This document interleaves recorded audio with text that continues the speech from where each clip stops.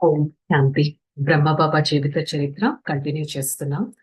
ఓం రాతే ఎలా అయితే వారి లౌకిక తండ్రిని తీసుకొని వచ్చారు, వారికి ఎలా జ్ఞానం వినిపిస్తున్నారు, దానిది మనం కంటిన్యూ చేస్తున్నాం. ओम राधे ने उन्हें समझाया, आप एक चैतन्य आत्मा है। इस शरीर एक मंदिर है। क्या मंदिर में कभी भी मांस को भोग लगाया होता है? कभी मूर्तियों के जड़ चित्रों को शराब के भेंट करता है? इस प्रकार ओम राधे की उन्होंने इस प्रभावशाली तरीक समझाया तो उसकी जीवन पलट लिया। ఓం రాధే క్లియర్ గా అర్థం చేయించారు. మీరొక చైతన్యమైన ఆత్మ. ఆత్మ అయిన మీరు నివసించే ఈ శరీరం ఒక మందిరం.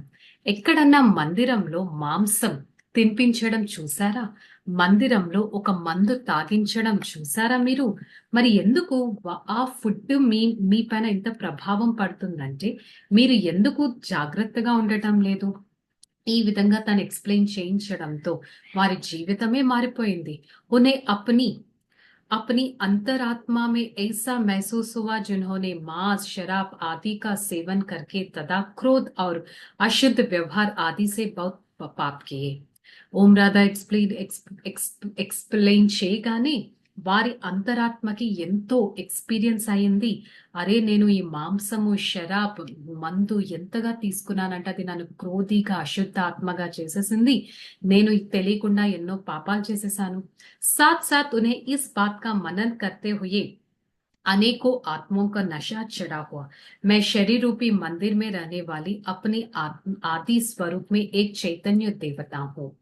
ఈ విధంగా ఓం రాధా ప్రతి ఒక్కరికి ఎక్స్పీరియన్స్ చేయించారు. నేనంటే ఎవరు? నేను ఆత్మ ఈ శరీర రూపీ మందిరంలో నివసించే ఆది స్వరూప ఒక చైతన్యమైన దేవతను.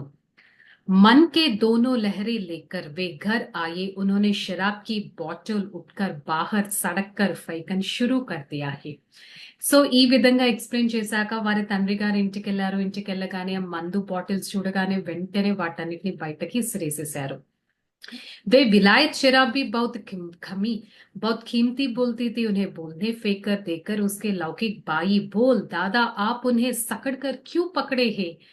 సో అవన్నీ ఇంపోర్టెడ్ బాటిల్స్, ఎంతో కాస్ట్లీ బాటిల్స్ వాళ్ళు పడేయడం చూసి తన లౌకిక అన్న, ఏంటి మీరు ఇవన్నీ ఇలా పడేశారు, ఇంత వేస్ట్ చేసేస్తున్నారు, నాకన్నా ఇవ్వండి అని వాళ్ళ అన్న అన్నారు.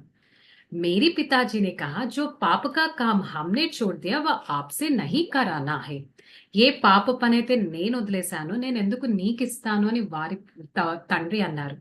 उस दिन से लेकर पिताजी శాకాహారి బన్ గయా और घर में अशुद्ध भोजन का निषिद्ध है. ఆ రోజు నుంచి వారి వారి తండ్రి ఒక వెజిటేరియన్ అయిపోయారు. వాళ్ళ ఇంటిలో ఇంకా అశుద్ధమైన భోజనం అసలు అలౌడ్ కూడా లేదు అనేది ఫైనల్ గా కన్క్లూషన్ అయింది.